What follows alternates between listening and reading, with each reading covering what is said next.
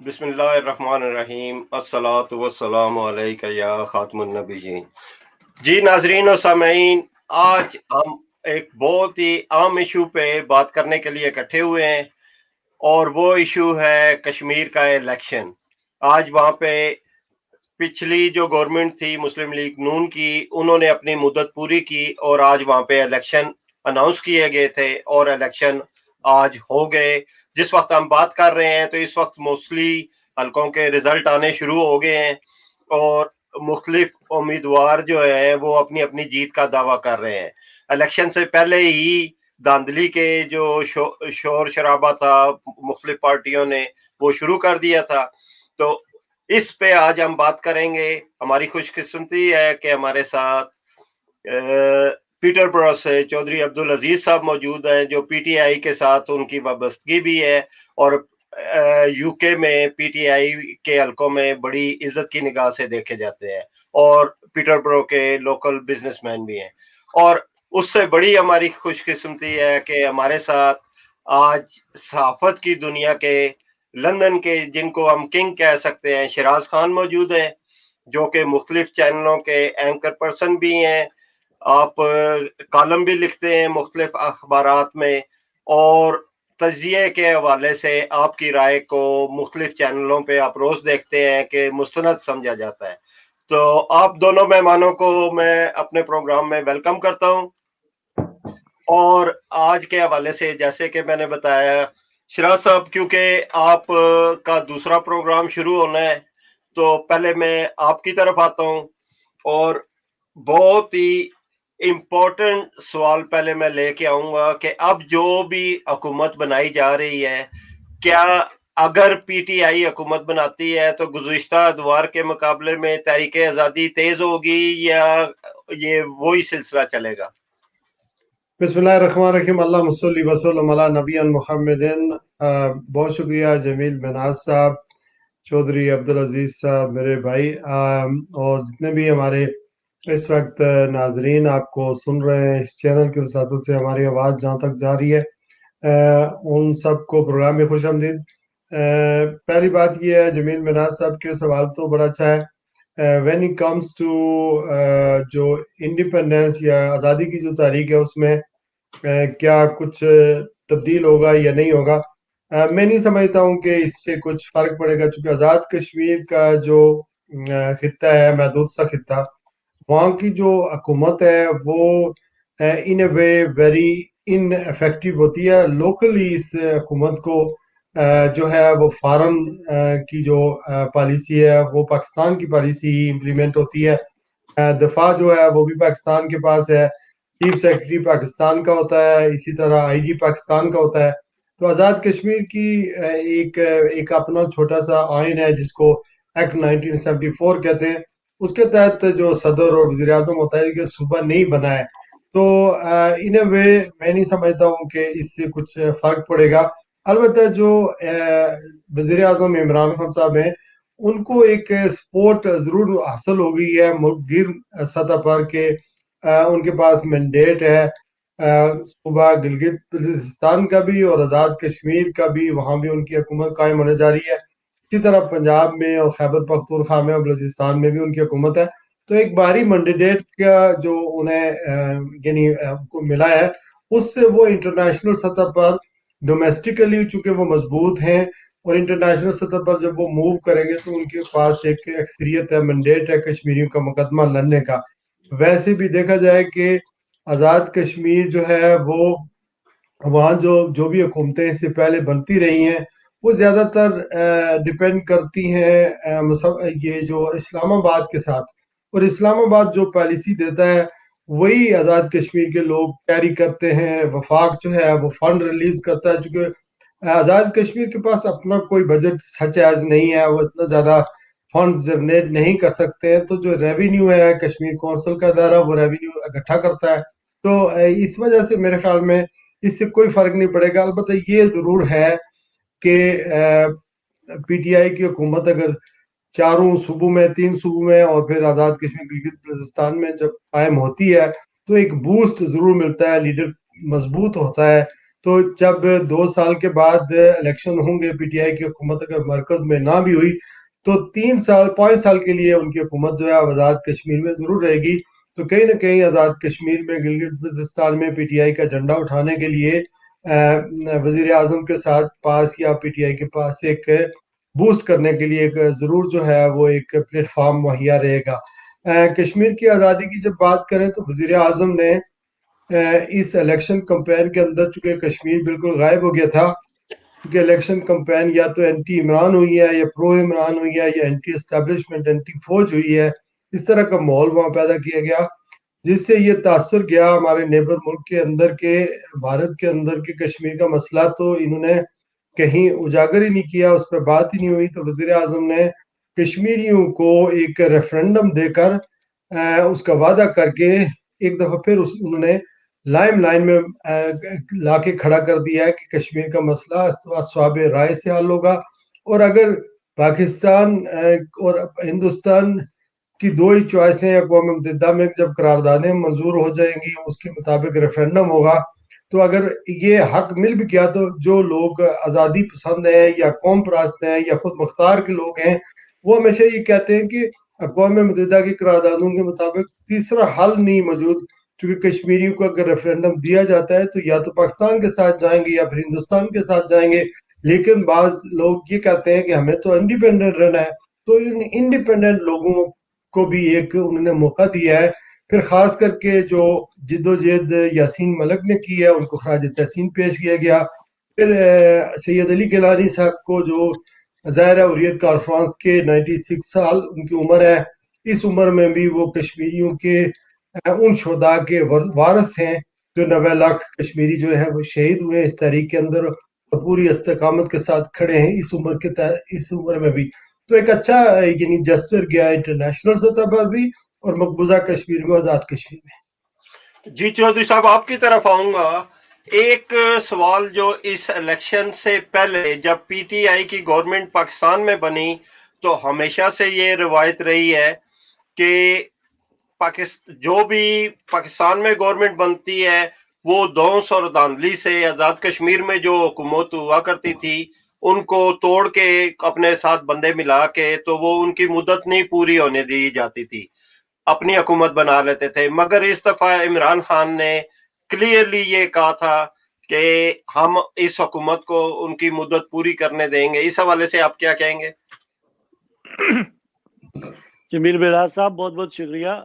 جیسا کہ آپ نے کہا کہ بہت سارے مشیروں نے جناب وزیر اعظم پاکستان عمران خان صاحب کو یہ مشورہ دیا تھا کہ یہ حکومت جو ہے وہ آزاد کشمیر میں راجہ فاروق حیدر کی ختم کر دیں، لیکن جناب عمران خان صاحب نے یہ ان کا مشورہ نہیں مانا اور انہوں نے کہا کہ یہ حکومت ان کو جاری رکھنے دیں، یہ ان کا جمہوری حق ہے. اور اس وقت جب ابھی آزاد کشمیر میں الیکشن ہوئے ہیں تو پاکستان کی طرح یہاں پہ جو ہے نا ایسا نہیں ہوتا کہ وہ جو ہے نا ایک الیکشن کے لیے سیپریٹ حکومت بنائی جاتی ہے اور جو موجودہ اسمبلیاں ہوتی ہیں وہ ختم ہو جاتی ہیں تو الیکشن کرائے جائیں. یہ جو موجودہ آزاد کشمیر کے وزیر اعظم تھے جناب راجہ فاروق حیدر صاحب اور مسلم لیگ نون کی حکومت تھی، انہوں نے ہی آزاد کشمیر میں الیکشن کروائے ہیں اور یہ میں سمجھتا ہوں کہ عمران خان کا بڑا پن ہے اور ہم ان کے نہایت ہی مشکور ہیں کہ انہوں نے مسئلہ کشمیر کو جو ہے وہ نہ صرف ہمارے لیے وہ سمجھتے ہیں کہ مسئلہ کشمیر جو ہے وہ ہر پاکستانی اور ہر کشمیری کے لیے عام ہے، اور انہوں نے مسئلہ کشمیر پہ یونائٹڈ نیشن پہ اور دنیا کے ہر پلیٹ فارم پہ اور اب الیکشن کمپین میں بھی آزاد کشمیر میں آ کے انہوں نے جو ہے نا ہر جگہ پہ ہر پلیٹ فارم پہ مسئلہ کشمیر پہ بات کی. اور جیسا کہ شراز خان صاحب نے مینشن کیا ہے، میں سمجھتا ہوں کہ یہ بہت بڑی بات عمران خان صاحب نے کہہ دی ہے جس کا میں سمجھتا ہوں لانگ ٹرم جو ہے بڑا فائدہ ہوگا، کیونکہ یونائٹڈ نیشن کی ریزولوشن کے مطابق انہوں نے کہا کہ ریفرینڈم ہوگا کہ کشمیری جو آزاد کشمیر میں ہے اور یا مقبوضہ کشمیر میں ہے وہ پاکستان کے ساتھ جانا چاہتے ہیں یا انڈیا کے ساتھ، اور اس کے بعد انہوں نے آپشن دیا ہے کہ ہم پاکستانی جو ہے ان کو ایک اور اجازت دیں گے کہ ریفرینڈم کرائیں کہ یہ آزاد رہنا چاہتے ہیں یا پاکستان کے ساتھ ہلاک کرنا چاہتے ہیں. کیونکہ عمران خان صاحب یہ جانتے ہیں کہ کشمیری جو ہیں وہ بھائی ہیں ہمارے، اگر وہ آزاد رہیں گے تب بھی وہ پاکستان کے ساتھ مخلص ہیں، اور اگر وہ जो पाकिस्तान के साथ हलाक करेंगे भी तो उससे कोई डिफरेंस नहीं पड़ने वाला। तो मैंने समझता हूँ कि ये उन्होंने बहुत बड़ी बात किया और इसमें उन्होंने कश्मीरी लोगों को एक एक्स्ट्रा ऑप्शन दे के इंडिया के लिए बहुत बड़ा जो है वो बहास खड़ा कर दिया है। इंडिया को जो है वो बेसिकली अगर अभी इंटरनेशनल प्लेटफॉर्म में किसी भी जगह से या किसी भी मीडिया पे अगर बात चलती है तो इमरान खान साहब ने जो ये बाजी ली है, उन्होंने फर्स्ट ऑप्शन कश्मीरी को दी है। मैं समझता हूँ ये हमारे लिए बहुत अच्छी ऑप्शन है और इससे जो है इंशाल्लाह हमारे मसला कश्मीर को तकवीत भी पहुंचेगी। जी शिराज साहब, आपकी तरफ आते हैं कि इस इलेक्शन में जो जिन जिन पार्टियों ने हिस्सा लिया है, अगर इनकी इंतखाबी मुहिम की बात करें तो इसमें आपको कहीं नजर आया कि ये इंतखाबी मुहिम जो चलाई जा रही थी ये कश्मीर के हवाले से बात उसमें कहीं भी नजर नहीं आई? वो पार्टियां पाकिस्तानी सियासत के हवाले से एक दूसरे के गिरबान खींच रही थी। आप इस हवाले से क्या कहेंगे? नहीं, बड़ा अफसोसनाक सूरत हाल है। मैंने इस पर बात कर ली है अपने इब्तदाइये में कि यही मोल था, लेकिन वजीर आजम ने कुछ गेम चेंज किया और गेम चेंज करने से ये जो इंतखाबात में पीटीआई को कुछ बूस्ट मिला है, ये वजीर आजम के इसी स्टंट्स की वजह से मिला है, जो उन्होंने कहा है कि हम इस्तिस्वाब राय देंगे, खुद रेफरेंडम कराएंगे कि वो पाकिस्तान के साथ रहना चाहते हैं। आपको पता है कौम परस्तों की एक बड़ी जमात, बड़ी लोगों की दो ही नजरिए हैं, या इलाक के पाकिस्तान कश्मीर में या फिर खुद मुख्तारी के। तो वो मुजाहरे भी कर उन्होंने ऐलान किया हुआ था, तो एक तरह का बड़ा अच्छा इन्होंने अनाउंसमेंट कर दी ताकि पोजीशन पाकिस्तान की वाज़ेह होगी। लेकिन जमील साहब, मैं आपसे एक बात और भी शेयर करना चाह रहा हूँ कि इलेक्शन के अंदर हमेशा 2011 में देखा गया, मैं तो 1985 से जब से सरदार सिकंदर हयात खान साहब की हुकूमत कायम हुई उस वक्त से इस चीज़ों को बड़ा क्लोजली मॉनिटर कर रहा हूँ और 1993 से मुसलसल जंग लंदन से तजिए भी लिखता रहा हूँ और जो भी जितने भी इलेक्शन हुए, यानी 85 से लेकर 2090 तक, जब मुस्लिम कॉन्फ्रेंस की हुकूमत कायम हुई और सरदार सिकंदर हयात खान साहब वज़ीर आज़म बने और फिर 1990 में फिर जो है एक दफ़ा सरदार अब्दुल कयूम खान साहब वज़ीर आज़म बने। फिर आपने देखा 96 में पीपल्स पार्टी बनी, फिर 2001 में फिर मुस्लिम कॉन्फ्रेंस की हुकूमत कायम हुई, सरदार सिकंदर हयात खान साहब वज़ीर आज़म बने। 2006 में फिर मुस्लिम लीग नून की मुस्लिम कॉन्फ्रेंस की हुकूमत बनी और सरदार अतीक अहमद खान साहब पहली दफ़ा वज़ीर आज़म बने। फिर 2011 में पीपल्स पार्टी की हुकूमत बनी और मजीद साहब चौधरी अब्दुल मजीद जो है वो वज़ीर आज़म बने। 2016 में राजा फारूक यादव नून लीग के प्लेटफॉर्म से वज़ीर आज़म बने। तो ये जितने भी मैंने जो गर्दान पढ़ी है, इसमें जाने माजी में जाने से का मकसद मेरा ये है कि जितनी भी हुकूमतें कायम हुई इससे पहले, वो यही कुछ करती नहीं है, बल्कि इससे वर्ष करती नहीं है, बल्कि पेटियां जो है वो पाकिस्तान से भरकर आज़ाद कश्मीर में लेके जाती रही हैं और मदद करती नहीं है। मुस्लिम लीग ने वो काफ हो, वो फंक्शनल हो, वो नून लीग हो, आज़ाद कश्मीर में मुस्लिम कॉन्फ्रेंस को हमेशा हमायत करती थी। लेकिन इस दफा ये हुआ कि उनकी अपनी जमात चूंकि आज़ाद कश्मीर में कायम हो चुकी नून लीग, तो लोग जो हैं ये वही हैं जो मुस्लिम कॉन्फ्रेंस में होते थे।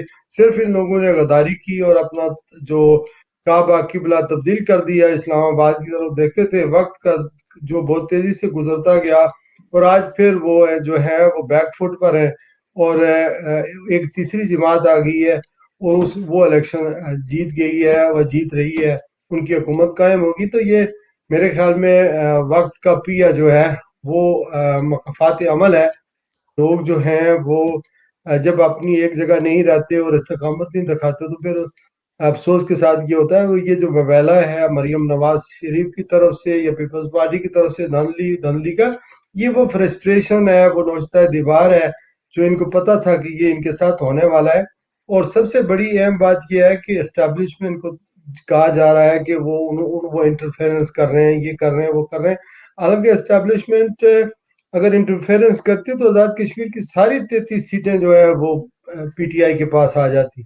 हाँ, मैं मानता हूँ कि पाकिस्तान के अंदर जो 12 मैगजीन मकीम की जो है सीटें उसके ऊपर गड़बड़ होती है और जिसकी जहाँ हुकूमत होती है वो सीटें जो है वो विन करके आज़ाद कश्मीर में अपोजिशन वाले हों या हुकूमत वाले हों, वहाँ पर हुकूमत में बनाते हैं और अपोजिशन को उसमें इजाफा करते हैं। तो कुछ रवायती सीटें हैं جو پاکستان کی ہے وہ جب نون لیگ حکومت میں تھی تو وہ سیٹیں جو ہے نون لیگ کے پاس تھی. نون لیگ نے تو بلکہ دھاندلی اتنی کی تھی کہ اپوزیشن لیڈر ہی نہیں مل رہا تھا، اور راجہ فاروق قادر وزیر اعظم کی حیثیت سے چودھری یاسین کو انہوں نے خود اپنا ووٹ دے کر اپوزیشن لیڈر بنایا تھا. تو ان کی تو یہ حالت تھی. ابھی آپ دیکھیں کہ جو پی ٹی آئی ہے ان کی حکومت بنے گی اور اپوزیشن بڑی تگڑی ہوگی. 8 سے 10 سیٹیں جو اس وقت ہم پریڈکٹ کر رہے ہیں وہ پیپلز پارٹی کی ہوں گی. تو اگر اسٹیبلشمنٹ کچھ انٹرفیئرنس کرتی، وفاقی حکومت انٹرفیئرنس کرتی، تو یہ آگے پیچھے سیٹیں کیوں جاتی؟ یہ تو پھر بکسے بھرے ہوئے آتے اور کام چل جاتا. وہی پٹواری لگا دیتے، وہی ٹیچر لگا دیتے، وہ سارا کچھ کر دیتے، وہ بکسے بھر کے پار کر دیتے. انہوں نے بلکہ فوج بھی تعینات نہیں کی. الیکشن کمیشن نے تو فوج مانگی تھی، لیکن وفاقی حکومت نے فوج اور ہماری افواج نے بھی کہا کہ نہیں، فوج جہاں اساس پولنگ اسٹیشن ہے اس کے باہر بیٹھے گی، صرف یعنی حفاظتی انتظامات کے طور پر کہ لڑائیاں نہ ہوں. انہوں نے فوج بھی نہیں تعینات کی بلکہ. جی اچھا شکریہ. شراز صاحب، ایک بہت امپورٹنٹ کوشچن جو مسلم کانفرنس کے حوالے سے ہے کہ مسلم کانفرنس باقی پارٹیوں کے مقابلے میں ایک لوکل پارٹی تھی جو ہمیشہ سے آزاد کشمیر میں بنائی گئی اور آزاد کشمیر میں انہوں نے سیاست کی، مگر اب لگتا ہے کہ سردار عتیق صاحب اور ان کے جو پارٹی ممبران ہیں وہ کہیں بیک گراؤنڈ میں چلے گئے ہیں. وہ کیا وجہ تھی کہ وہ دوسری ایسی حکومتوں کا ساتھ دیتے رہے اور اس دفعہ ان کے نظریات جو ہیں وہ پی ٹی آئی سے نہیں ملتے تھے، اس وجہ سے وہ کافی بیہائنڈ دا سین چلے یہ گئے؟ کافی حد تک انڈرسٹینڈنگ ہے، اتحاد ہے، غیر علنیہ اتحاد ہے. پی ٹی آئی کے ساتھ اتحاد ہے، وہ حکومت کا حصہ ہوں گے اور ان کو کوئی نہ کوئی سیٹ ملے گی. اور 3-4 جو بھی سیٹیں ان کی بنتی ہیں، وزیر اعظم جو ہے وہ سابق وزیر اعظم سردار عتیق احمد خان صاحب الیکشن جیت چکے ہیں. اسی طرح چودھری بیرسٹر سلطان محمود بھی الیکشن جیت چکے ہیں.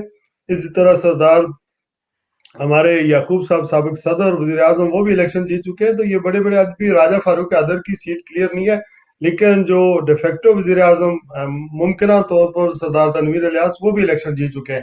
تو بہت سارے جو ہیں وہ اپسیٹ ہو گئے چکے ہیں آلریڈی. تو میں نہیں سمجھتا کہ مسلم کانفرنس کہیں دیوار کے ساتھ ہے. بہرحال یہ بات آپ کی درست ہے کہ اس کو پاکستان کے اسٹیبلشمنٹ نے ہمیشہ استعمال کیا ہے، اور ابھی یہ ہے کہ وہ اس کو تنہا نہیں چھوڑ سکتے. تو Muslim Conference in way will be in the government. And thank you very much. اسی پر میں آپ سے اجازت چاہتا ہوں. Wish you good luck for the programme. I really enjoyed it. Thank you. Thank you very much Shiraz صاحب. Thank you.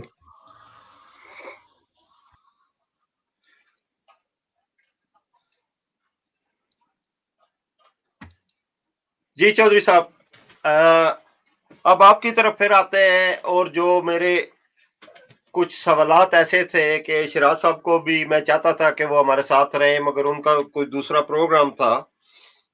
اب آپ یہ دیکھیں کہ اس الیکشن میں ابھی تک کے جو حالات نظر آ رہے ہیں کہ بڑے بڑے برج جن کو کہا جاتا تھا وہ الٹ گئے. ابھی جتنی بھی خبریں آئی ہیں اس میں جو پرانے لوگ تھے جن کے ذہنوں میں کبھی یہ سوال بھی نہیں آتا تھا کہ وہ بھی ہار جائیں گے، تو ان کے بھی ہار کے آج رزلٹ اس طرح کے آئے ہیں.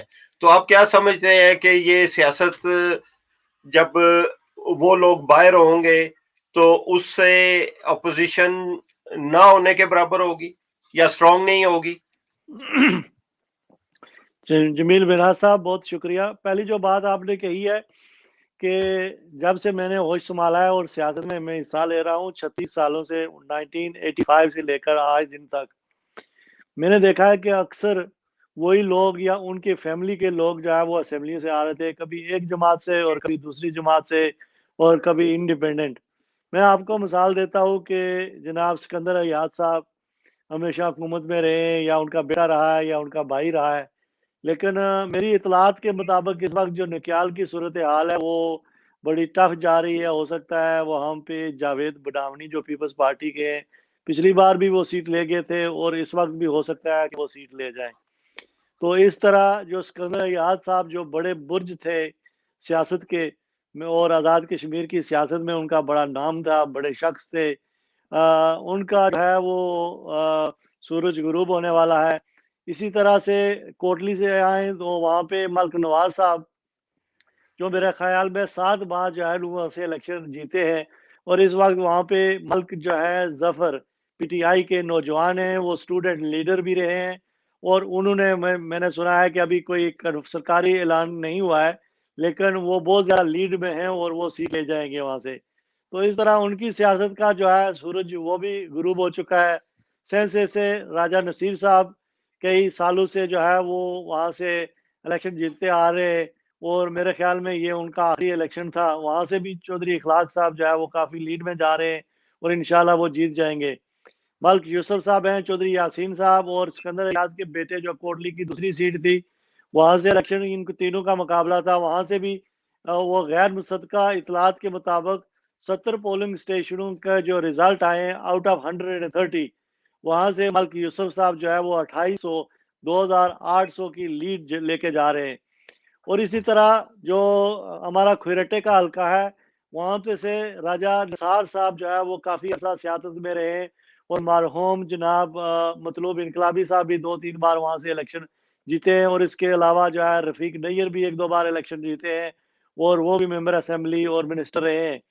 تو وہاں سے ہمارے پی ٹی آئی کے نئے کینڈیڈیٹ جناب ڈاکٹر انصر عبدالی صاحب جو ہے وہ میدان میں آئے تھے، اور وہ بڑے مارجن کے ساتھ تقریباً کوئی 6-7 ہزار کی لیڈ سے جو ہے اس وقت جو ہے وہ وہاں سے الیکشن جیت رہے ہیں. ہو سکتا ہے جب ہم یہ پروگرام کر رہے ہوں تو ان کے ظاہر سرکاری جو ہے وہ رزلٹ بھی آ جائے، لیکن جو آپ اس وقت تک جو اطلاعات ہیں جو وہ لیڈ لے کے جا رہے ہیں وہ کسی طریقے سے بھی کور ہونے والے نہیں ہے. اس کے بعد اگر ہمارے حلقہ جو پہلے ایک حلقہ نمبر 4 ہوتا تھا کوٹلی کا، ابھی اس کو حلقہ نمبر 5 بنا دیا گیا ہے، چونکہ کوٹلی کی جو ہے نا وہ 6 نشستیں کر دی گئی ہیں اسمبلی میں. یہاں سے چودھری یاسین صاحب جو پہلا الیکشن ہے وہ 1990 سے لڑے تھے، اور پچھلے 30 سالوں سے جو ہے نا وہ ایک بار یہاں سے الیکشن آ رہے ہیں، اور ایک بار جو ہے نا وہ الیکشن نہیں لڑ سکتے تھے جنرل مشرف کے زمانے میں، جب ان پہ پابندی تھی کہ الیکشن لڑنے کے لیے گریجویشن ہونا ضروری ہے. تو چودھری یاسین صاحب الیکشن نہیں لڑے تھے. 30 سالوں سے 10 سال اگر نکال دیں تو وہ 20 سال جو ہے وہ آزاد کشمیر کی اسمبلی میں رہے ہیں. تو ڈڈیال سے اسی طرح اظہر صادق ہیں، وہ بھی نئے کینڈیڈیٹ تھے پیپلز پی ٹی آئی کے، وہ بھی بڑی بھاری اکثریت سے وہ جو ہے الیکشن جیت گئے ہیں.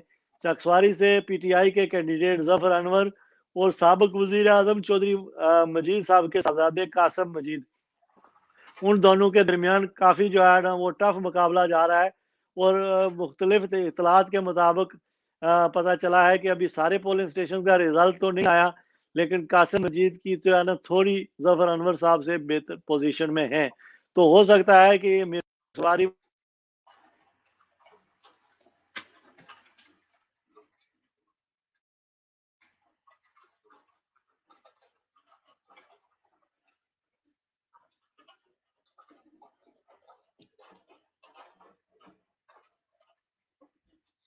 صاحب کوئی کسی وجہ سے شاید آپ کی آواز نہیں آ رہی.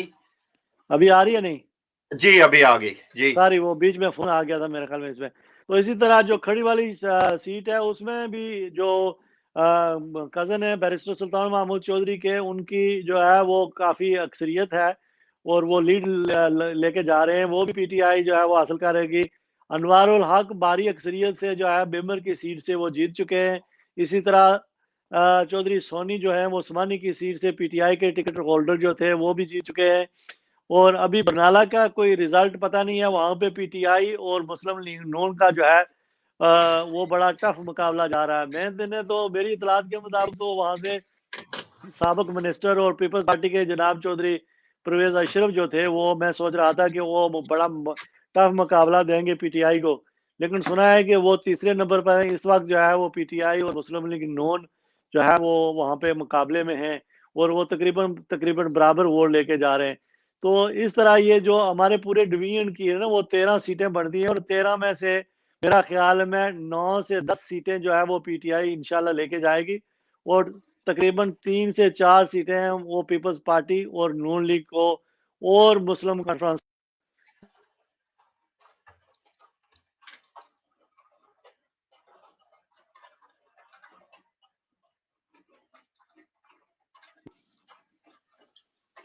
ساری جمیل صاحب آواز آ رہی ہے؟ جی آ رہی ہے. جی تو سمجھتا ہوں کہ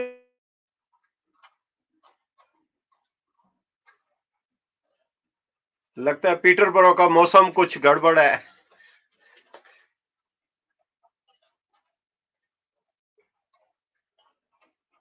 अभी आपकी आवाज नहीं आ रही चौधरी साहब।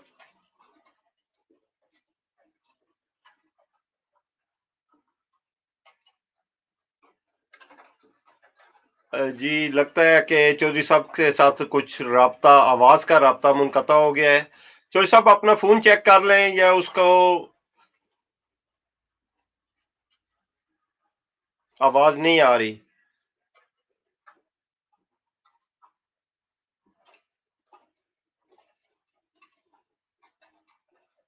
नहीं,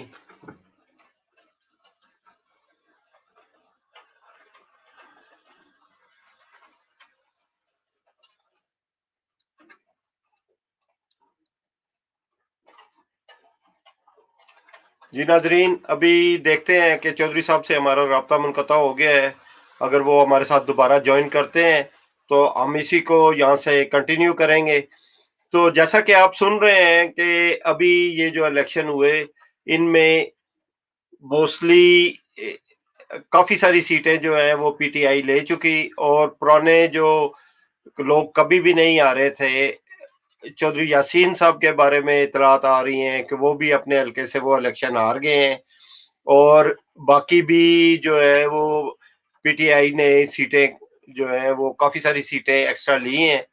अभी देखते हैं, तो इंतजार करते हैं कि अगर चौधरी साहब हमें ज्वाइन कर लेते हैं तो फिर इंशाल्लाह उनसे बाकी जो हमारे सवालात रह गए हैं उस पर भी बात करेंगे। तो ट्राई करते हैं कि शायद चौधरी साहब से हमारा अगर रब्ता हो जाए, कि किसी वजह से लंदन का मौसम भी आज काफी खराब है, तो हो सकता है कि वो मौसम की वजह से ही कोई मसला हो गया।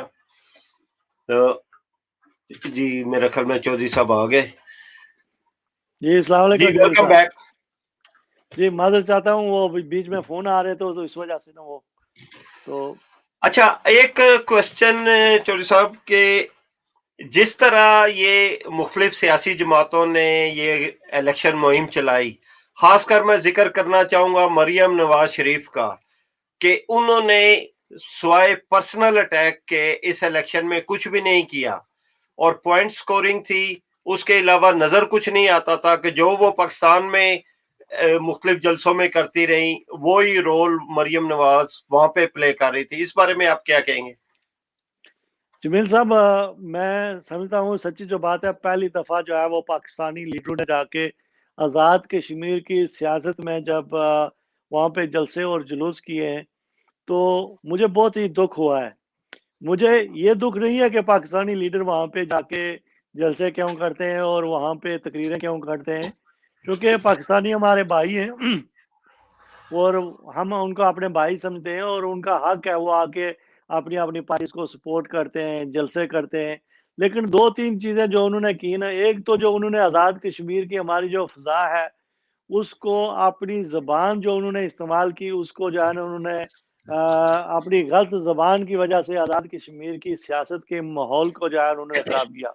और बजाय इसके कि खास करके मरियम नवाज साहिबा आज़ाद कश्मीर में जब आई, तो बजाय इसके कि उनकी 5 साल आज़ाद कश्मीर में मुस्लिम लीग नून की जो है वो हुकूमत रही है, तो वो अपनी तामीर व तरक्की के जो काम किए उन्होंने 5 सालों में, उसके बारे में बता कि हमने 5 सालों में ये काम किए आज़ाद कश्मीर में, तो अगर आप हमें वोट देंगे तो अगले 5 सालों में हम आपके लिए और बेहतरी लाएंगे। लेकिन अफसोस से कहना पड़ता है कि उन्होंने सिर्फ और सिर्फ जो है टारगेट इमरान खान को रखा है, और ख़ास करके उन्होंने मसला कश्मीर को नुकसान पहुँचाया है।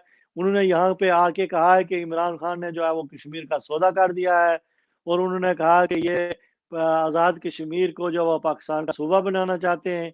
तो ये जो चीज़ें जो थी ये मेरे ख़्याल में बहुत ही अफ़सोसनाक थी। इसके अलावा भी वो तनकीद कर सकती थी, कोई और मौजू पे भी बात कर सकती थी, लेकिन उन्होंने वो जो बातें की मैं समझता हूँ उसकी वजह से मसला कश्मीर को भी नुकसान पहुँचा है और कश्मीरियों को बहुत दुःख भी पहुँचा है। और चौधरी साहब, साथ एक ही और बात, के बिलावल के इस इलेक्शन में एंट्री को आप कैसे देखते हैं? بلاول میں سمجھتا ہوں کبھی کبھی تو بالکل وہ بچگانا کرتے ہیں اور باتیں بھی کرتے ہیں، لیکن کسی حد تک میں سمجھتا ہوں کہ مریم نواز شریف صاحبہ کی نسبت ان کی تقاریر تھیں یا ان کی باتیں تھیں، وہ کسی حد تک پولیٹیکل جو ہے وہ اپنا ہر شخص جو ہے، ہر لیڈر جو ہے وہ پولیٹیکل گیم کھیلتا ہے اور پوائنٹ سکورنگ کرتا ہے، تو لیکن جس طرح مریم نواز شریف صاحبہ نے عمران خان پر الزامات لگائے کہ کشمیر کا صدر کر دیا اور کشمیر کو پاکستان کا صوبہ بنانا چاہتے ہیں، میرے خیال میں انٹرنیشنلی یہ ہمارے لیے جو ہے نا وہ بہت ہی نقصان دہ ہے۔ میں عمران خان صاحب کا شکریہ ادا کرتا ہوں کہ آخری چند دنوں میں انہوں نے آزاد کشمیر میں جلسہ کر کے عوام پہ واضح کر دیا۔